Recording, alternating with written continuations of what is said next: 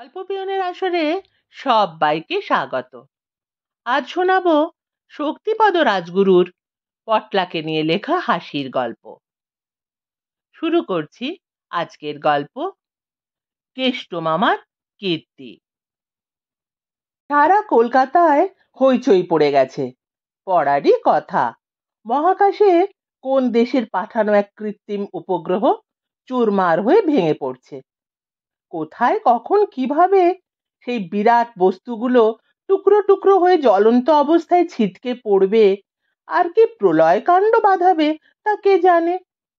গোপীবল্লভ তর্কতীর্থ সেদিন হরিসভায় ধর্মালোচনার সময় বেশ জমিয়ে এক টিপনস্যি নাকের ফোঁকরে সেঁধিয়ে মেজাজ এনে বলে, হবে না, ঈশ্বরের রাজ্যে মানুষ গেছেন ক্যাদরানি দেখাতে, এখন বোঝো ঠেলা। নিজেদের পাঠানো উপগ্রহ এখন অগ্নিগর্ভ হয়ে এগিয়ে আসছে দ্বাদশ সূর্যের তেজ নিয়ে সৃষ্টি আর মানুষজাতকে ধ্বংস করতে। নিশ্চিত ধ্বংস অনিবার্য। হরিসভায় উপস্থিত বুড়ো বুড়ি মানুষজনের মুখে নেমেছে আতঙ্কের ছোঁয়া। পতিত ডাক্তার এই আড্ডায় একজন নিয়মিত ধর্মপ্রাণ ব্যক্তি। এককালে ডাক্তারিতে নামও করেছিলেন এই এলাকায়। এখন অনেক ছোকরা ডাক্তার এসে পড়ায় পতিতবাবুর বাজার একটু মন্দা। আমাদের পঞ্চপাণ্ডব ক্লাবের একনিষ্ঠ সদস্য হোঁতকার চিন্তাশীল অভিমত। পতিত ডাক্তার ইদানিং কানে কম শুনতেছে। জ্বর হইল দিচ্ছে পেটের অসুখের ওষুধ, পেটের অসুখে দেয় জ্বরের ওষুধ, রোগী হালায় যাইব কেন। এ হেন পতিতবাবু হরিসভায় ঘোষণা করেন, পণ্ডিত মশাই, এই উপগ্রহের বিস্ফোরণে যারা বিলীন হবে তারা তো মরে বেঁচে যাবে, কিন্তু বাকি যারা থাকবে তাদের প্রাণ যাবে বেঘরে, শরীরের অন্ত্র যন্ত্র সব ক্ষয়ে যাবে, আর ক্যান্সার, বিলকুল ক্যান্সারে কাতরে কেতরে মরবে দেখবেন। ভক্তজনে কাতর কণ্ঠে শুধোয়, তাহলে কিসে রক্ষা পাবো পণ্ডিত মশাই? পণ্ডিত গোপীবল্লভ অর্ধনিমিলিত নেত্রে বলেন, নাম গান করো, ঈশ্বরকে ডাকো, কে জানে কি হবে। পঞ্চপাণ্ডব ক্লাবের সভ্যবৃন্দের মুখেও ভীতির ছায়া। আমরা তো কোন ছাড়, সারা কলকাতা, মায় বাংলাদেশের মানুষই সেই সমাগত ধ্বংসের ভয়ে শিউরে উঠছে। কাগজখানা পড়ে আছে, আমরা গড়াগড়ি দিচ্ছি ঘাসে। একেবারে সামনের পাতায় মহাকাশে ছিটকে আসা আগুনের পুঞ্জ, তারা পৃথিবীর উপর এসে পড়বে দু একদিনের মধ্যে।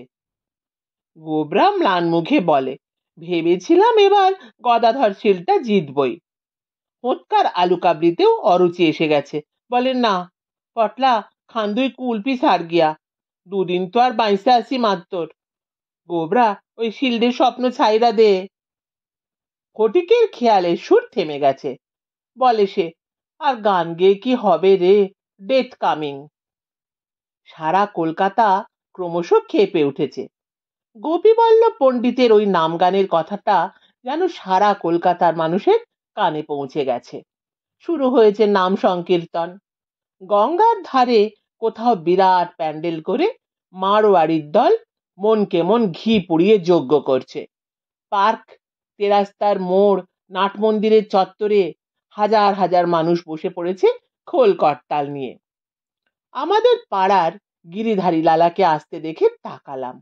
সদ্য স্নান পুজো সেরেছে, কপালে সাদা লাল চন্দনের দাগ, লম্বা ছোলা বাঁশের মতো লকলকে চেহারা, টিকিতে জবা ফুল। লোকটার চাল ডাল আটার বিরাট ব্যবসা, টাকার কুমির, কিন্তু ক্লাবের চাঁদার বেলায় তেমনি হাড় কঞ্জুস। 5 টাকা বের করতে কাল ঘাম ছুটিয়ে দেয়, পারতপক্ষে আমাদের ছায়া মাড়ায় না। এহেন লালাজি আমাদের দিকে এগিয়ে আসছে। লালাজি মধু মাখানো স্বরে বলে, বাবা লোক, দুনিয়া পাপে ভরে গেল, তাই রামজি ধ্বংস করবেন এবার। পাপী লোককে খতম করে পুণ্যবান লোককেই বাঁচাবেন। सोच लो बेटा, हमार गुदाम से चावल आटा सब कोई के दिबे, तुम लोग बंदोबस्त करो और नाम गाना भी होगा। এ যেন ভূতের মুখে রাম নাম, লোকটা কি ভুল বকছে? ফটিক বলে, কাল থেকে কীর্তন পার্টি আর নেই, সব বুকড, ডবল রেট নিচ্ছে।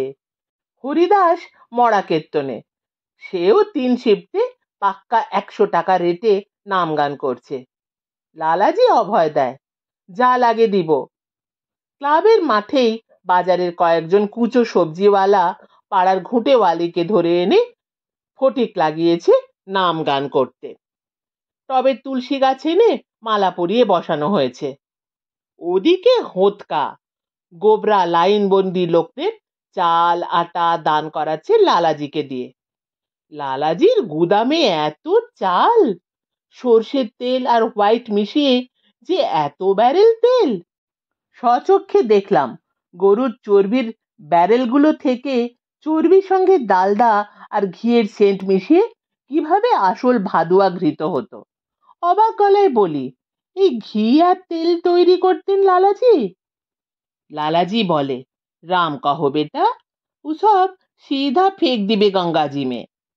লালাজি আজ যেন দেবতা হয়ে গেছে, দরাজ হাতে গুদাম খালি করে দান করছে, আর মাঝে মাঝে কীর্তন পার্টির ওখানে গিয়ে হুঙ্কার ছাড়ছে, বলো হরে কৃষ্ণ কৃষ্ণ কৃষ্ণ হরে হরে। পঞ্চপাণ্ডব ক্লাবের মাঠেই ওই দান যজ্ঞ চলেছে, নাম যজ্ঞ চলেছে। ওদিকে হরিবাবুর সঙ্গে মাসাধিককাল আমাদের বাক্যালাপ বন্ধ। আমাদের ক্লাবের একটু ওদিকে হরিহর বাবুর বাড়ি। রিটায়ার করে ভদ্রলোক ছাদের বেশ কিছুটা এলাকা দরমাজাল দিয়ে ঘিরে টালির ছাউনি চাপিয়ে পোল্ট্রি করেছেন। লেঘর্ন, রোড আইল্যান্ড মুরগি পুষে বেশ ব্যবসা করেছেন। ওর সঙ্গে তুচ্ছ কারণে একটা গোলমাল হওয়ার জন্য তিনিও শাসিয়েছেন, আমরাও কথা বলিনি। আজ হরিহর বাবু নিজে এসে বলেন, ওসব মনে রাখিস না বাবারা, এই অপবিত্র মুরগির ব্যবসা তুলে দিচ্ছি, তোদের জন্য গোটা 5 মুরগি রেখেছি, নিয়ে আসবি। জয় গুরু। পাড়ার তাবড় অনেকেই এসে উদাত্ত কণ্ঠে হরি নামে যোগ দিয়েছে। গোপীবল্লভ পণ্ডিত বলে, নাম গান করো বাবারা, কলৌ নাস্তে কলৌ নাস্তে কলৌ নাস্তে ভগতির অন্যথা। লোডশেডিং ওয়ালারাও বোধ হয় পাপের ভয়ে কদিন আর আলো নেবায়নি।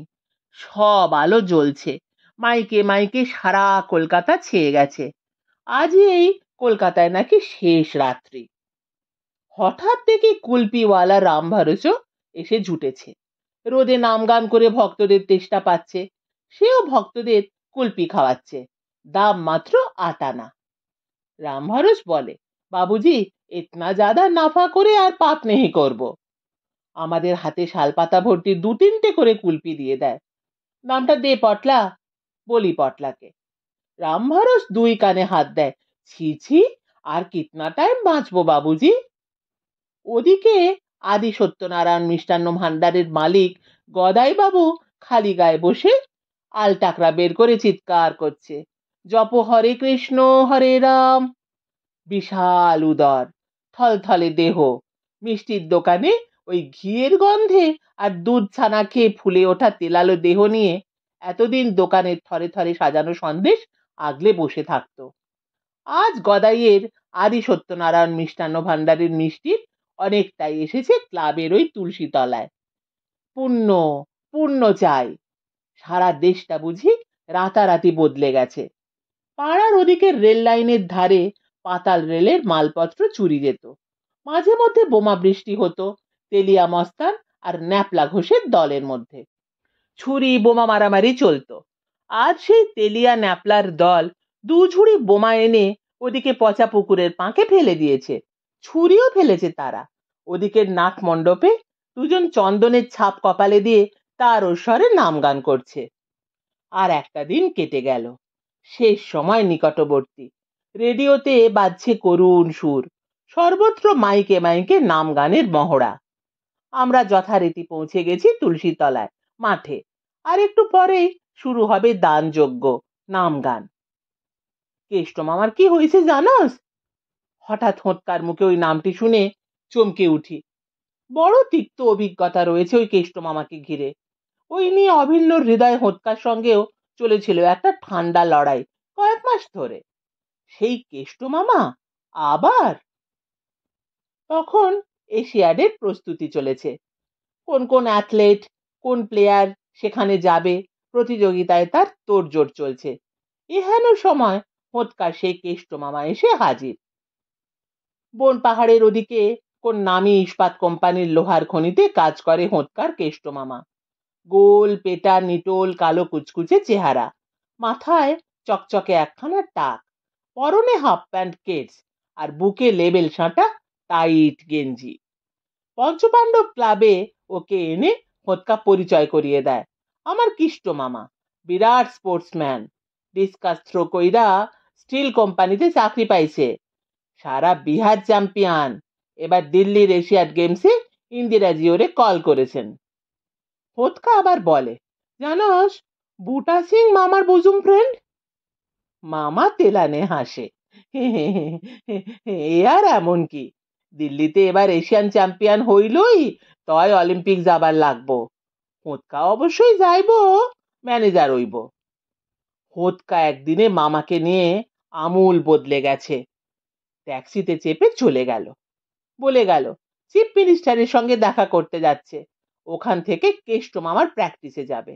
পটলা বলে, সব গুল, লোহার বল ছুঁড়ে দিগ্বিজয় করবে। ফটিক বলে, না রে, তাই হয় আজকাল, দেখিসনি সামান্য তবলা বায়া নিয়ে সারা পৃথিবী ঘুরছে লোকে। ওই পূর্ণদাস বাউল তো একতারা খমক বাজিয়ে গান গেয়ে পৃথিবী পাক দিচ্ছে। হোঁতকার এখন একদম সময় নেই, প্যান্ট কোট টাই পরতে শুরু করেছে। ক্লাবে এসে বলে, ভারত গৌরব কৃষ্ণ মামারে এখন রিসেপশন দে, চাঁদার জন্য ভাবস না, মামারে ধইরা 300 টাকা দিমো, অর্গানাইজ কইরা ফেল। পঞ্চপাণ্ডব ক্লাব কর্তৃক ভারত গৌরব ডিসকাস নিক্ষেপকারীকে সম্বর্ধনা জ্ঞাপন। খবরটা ছড়িয়ে পড়তে অনেকেই আসে, খেলাধুলার উৎসাহী ক্লাব হিসাবেও নাম ছড়ায়। আর পতিত ডাক্তারও ম্যানেজ করে এসেছে সভার অন্যতম প্রধান বক্তা হিসেবে। পাড়ার সব অনুষ্ঠানে পতিতবাবু ঠিক লাইন করে সেট হয়ে যায়। ধর্মসভা, স্কুলের পুরস্কার বিতরণী উৎসব, রবীন্দ্র জয়ন্তী, ফুটবল প্রদর্শনী, কোথাও বাদ নেই। শোনো কথা, একবার গোহত্যা নিবারণী সভায় লেকচার দিয়ে নাকি ষাঁড়দের নিয়ে কি বলেছিল, ষাঁড়েরা গুটিয়ে একটা ঠ্যাঙই ভেঙে দিয়েছে, সেই থেকে এখনো লেংচে লেংচে চলে। আমাদের সভাতেও পতিতবাবু এসে বক্তার চেয়ার দখল করে বসেছেন। মাঠে বহু কৌতূহলী মানুষও জমেছে, সবার চোখে বিস্ময়। পতিতবাবু গলা কাঁপিয়ে নেচে নেচে বক্তৃতা শুরু করলেন। কৃষ্ণবাবু দেশের গৌরব, দেশের শক্তি, ওই গোলক ছুঁড়েই দেশের আক্রমণকারীদের আমরা বিনাশ করব, দেশ ছাড়া করব। ভাই সব, ওই লৌহ গোলক নিক্ষেপকারী জাতীয় বীরকে আমরা বলবো, তুমি দিন রাত লোহার গোলা ছুঁড়ে দেশের মধ্যে চোরাকারবারি, মুনাফাবাজ, মজুদদারদের দুর্গ গুঁড়িয়ে দাও, দেশকে বহিঃশত্রু ভিতরের শত্রুদের হাত থেকে বাঁচাও। হে বীর। পতিতবাবু আরো কি সব বলতে যাচ্ছিল, হাততালি আর সিটির আওয়াজে শোনা গেল না। তাড়াতাড়ি বসানো হলো তাকে, মাইকে ঘোষণা করা হলো, এরপর লৌহ গোলকের কৌশল দেখাবেন কেষ্টবাবু। একটা ঘড়ির চক্র করা জায়গাতে কেষ্টবাবু সর্বাঙ্গে রেড়ির তেল মেখে কুচকুচে কালো দেহ নিয়ে লোহার গোলা হাতে দণ্ডায়মান। হোঁতকা খুদু ইলেকট্রিশিয়ানকে বলে ওখানে একটা আলোর ফোকাস ফেলেছে। তারপর বিশাল দেহটাকে লাট্টুর মতো 2.5 পাক খাইয়ে একটা চাপা গর্জন করে ছুঁড়ে দিল সেই লৌহ গোলক। সঙ্গে সঙ্গে চিৎকার ওঠে খাগড়াই কাঁসা পেটার গলায়, কোন ড্যাকরা, মুখ পোড়া রে। সেই সঙ্গে হরিহর বাবুর গর্জন, বেশ কিছু মোরগের ঝটাপট্টি। কেষ্ট মামার উৎক্ষিপ্ত গোলক গিয়ে পড়েছে ওদিকে হরিহর বাবুর টালির তৈরি মুরগির ঘরের উপর। কয়েকটা টালি ভেঙে পড়েছে, গোটা 3 মুরগি চাপা পড়ে মরেছে, দুটো ঠ্যাং ভেঙে তারস্বরে চিৎকার করছে। হরিহর বাবু ওই লৌহ গোলকের গুঁতোয় ধরাশায়ী। মোরগগুলকে হাতে ঝুলিয়ে ভাঙা টালি তুলে গর্জাতে গর্জাতে এগিয়ে আসে। ইয়ার কি পেয়েছো? লৌহ গোলক ছোঁড়া ঘুচিয়ে দেব, থানায় যাচ্ছি। জনতাও মজা পেয়ে যায়। শেষ অবধি 3টে মুরগির দাম 3 24 টাকা দিয়ে আর টালির দাম বাবদ 16 টাকা করলে 40 টাকা দিয়ে পুলিশের হাত থেকে বাঁচলাম আমরা। হোতকা ততক্ষণে মামাকে নিয়ে হাওয়া। তার 2 দিন পরই শুনলাম হোতকা দিল্লি গেছে মামার সঙ্গে, সেখান থেকে নাকি অলিম্পিকে যাবে। গোবরা বলে, 1 নম্বর বেঈমান বেটা হোতকা। পঞ্চপাণ্ডব ক্লাব যেন মিইয়ে পড়েছে, হোতকা নেই। এদিকে ফাইনাল খেলায় 3 গোলে হারলাম। হঠাৎ একদিন ভুস করে উদয় হলো হোতকার। বিষণ্ণ চেহারা, ঝোড়ো কাকের মতো কেতরাতে কেতরাতে ক্লাবে এসে ঢোকে। দীর্ঘশ্বাস ফেলে বলে, আমার বরাত খুবই মন্দ রে, সকল প্ল্যান ভেস্তা গেল গিয়া। হোতকা তাহলে ব্যাক টু প্যাভিলিয়ন, মনে মনে খুশি হই। পটলা মুখে সান্ত্বনা দেয়, আলু কাবলি খা। হোতকা আবার ফুল ফর্মে শাল পাতা চাটতে চাটতে বলে, একটুর জন্য মিস কইরা গেল রে, মামায় ডিসকাস খান ছুঁড়েছে, ব্যাস ধাঁ কইরা উপরে উঠা কোথায় ওদিকে ঝোপ জঙ্গল না খানায় পড়েছে তার আর পাত্তাই হইল না গিয়া। আহা হা হা, হোতকা দুঃখে আমরা দুঃখিত হই। ঠান্ডা যুদ্ধের শেষ হয় এভাবেই। তারপর কিছুদিন পরই এই ধ্বংসলীলার পূর্বাভাস শুরু হয়েছে। এমন সময় হোতকার ওই মামার কথা শুনে শুধুই, পুলিশ তাকে খুঁজছে কেন? হোতকা বলে, কারোরে কষ না কিন্তু, খুব গোপনীয়। আরে বল না, কারণটা কি? হোতকা বলে, সারা ভারতের এত বড় ডেঞ্জার কেন আইছে, আজ তারই এনকোয়ারি কইরা সব খবর পাইছে ওরা। রাশিয়াও কনফার্ম করছে, মামার লাখখানা ভেরি ব্যাড রে। এই যে দিল্লিতে কম্পিটিশনে যে লৌহ গোলকখান ছুড়ছিল, সেটা তো খুঁজেই পাওয়া যায়নি। হোতকা বলে, না, তার পাত্তা মিলছে, আর হেই লৌহ গোলকখানি এইসব ডেঞ্জার করছে। মামার ছোঁড়া এই লৌহ গোলকখান সিধা হাতখানে সুইটটা আকাশে উইঠা আরো উপরের দিকে যাইয়া পৃথিবীর মাধ্যাকর্ষণ ছাড়াইয়া সোজা মহাকাশে হাজির হইছে। হ্যাঁ, বলিস কি রে? হোতকা বলে, হ, এই মহাকাশে গিয়া না একখান জবরদস্ত উপগ্রহের মতো ঘুরতাছে, ওর সঙ্গে রাশিয়ান একখানা উপগ্রহের টক্কর লাগছে, ব্যাস সেখানে চুরমার হইয়া এখন নামতাছে বাংলার দিকে। সমস্বরে গর্জে উঠি, ধরে নিয়ে যাক তোর ওই কেষ্ট মামাকে। উফ, সারা বাংলাদেশ ধ্বংস হচ্ছে ওর জন্য। হোতকা মিনতির সুরে বলে, মামারে বাঁচা সমী, মুখ বন্ধ কইরা থাক। সকাল হয় না, কিছুই হয়নি। আরে আমরা সবাই বেঁচে গেছি। কাগজে বের হয়েছে সেই উপগ্রহ চূর্ণ কোথায় মহাকাশে জ্বলে ছাই হয়ে গেছে, 2-1টা টুকরো কোন সমুদ্রে পড়েছে। সকালেই কীর্তন ভেঙে গেছে, লালাজি কপাল চাপড়াচ্ছে, মেরা সব নাশ হো গিয়া, ফকির হয়ে গেল বিলকুল, গুদাম সাফ হয়ে গেল, হায় রামজি। সারা পাড়া কেঁপে ওঠে বোমার শব্দে। তেলিয়া মস্তান আর ন্যাপলা ঘোষের দলের মধ্যে বোমাবাজি শুরু হয়েছে আবার। লোকজন পালাচ্ছে প্রাণ ভয়ে। ক্লাবের মাঠে রামভারস কুলপি এনেছে, এইটুকু কুলপি, বলে 1.5 রুপিয়া লাগবো। রাতারাতি সব বদলে গেছে আবার। পটলা বলে, হোতকা, তোর কেষ্ট মামাকে বল, যদি সত্যি পারে তো গোটা কয়েক লৌহ গোলক ছুঁড়ে মহাকাশ থেকে যে কটা কৃত্রিম উপগ্রহ আছে পৃথিবীর বুকে পেড়ে ফেলুক, তবু জিনিসের দাম কমবে। হোতকা ওর কথা এবার গর্জে ওঠে, কি কইলি পটলা, আমি গুল দিচ্ছি তগো? মারমুখী হোতকাকে থামায়, শোন হোতকা, পটলা তো তা বলেনি। কেষ্ট ঠাকুর বহুবার দেশকে বাঁচিয়েছে, পাপি তাপিদের শাস্তি দিয়েছে সুদর্শন চক্র ঘুরিয়ে। তাই তোর মামা যদি আর গোটা কয়েক লৌহ গোলক ছুঁড়ে আবার পৃথিবীর বুকে 2-4টে উপগ্রহকে চুরমার করে নামাতে পারে, সব বিলকুল বদলে যাবে। গেছল কিনা বল? হোতকাও সায় দেয়, তা গেছল, সকলেই সাধু হইয়া গেছল। তাই বলছি, একবার তোর কেষ্ট মামারে রিকোয়েস্ট করে দেখ না, যদি কিছু করা যায়। আমি হোতকাকে ঠান্ডা করি। হোতকা চিন্তিত ভাবে বলে, দেহি, কথাটা কমু ওরে। কোঁৎকা এবার কথাটা সিরিয়াসলি ভাবছে বোধহয়। শুনছিলেন শক্তিপদ রাজগুরুর পটলাকে নিয়ে লেখা হাসির গল্প কেষ্ট মামার কীর্তি। কেমন লাগলো কমেন্ট করে জানাবেন। ফিরে আসছি আবার কোনো নতুন গল্প নিয়ে। গল্প